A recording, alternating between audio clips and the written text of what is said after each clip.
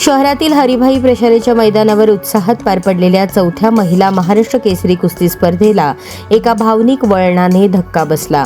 अहिल्यानगर जिल्ह्यातील कर्जत तालुक्यातील कापरेवाडी येथील रील स्टार कुस्तीपटू सोनाली मंडलिक हिने पराभवानंतर कुस्तीला अखेरचा रामराम करण्याची घोषणा केली आहे। स्पर्धेच्या पहिल्याच दिवशी सोनालीला अपेक्षा पाटील हिच्याकडून पराभव स्वीकारावा लागला।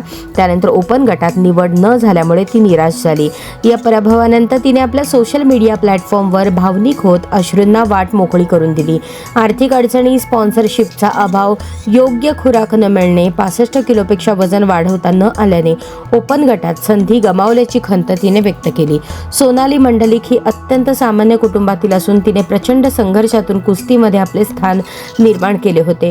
कोणत्याही आधुनिक सुविधा नसताना पत्र्याच्या शेडमध्ये असलेल्या तालमीतून तिने आपल्या कारकिर्दीची सुरुवात केली। कठोर मेहनत, चिकाटी आणि जिद्दीच्या जोरावर तिने राज्य तसेच राष्ट्रीय स्तरावर नाव कमावले।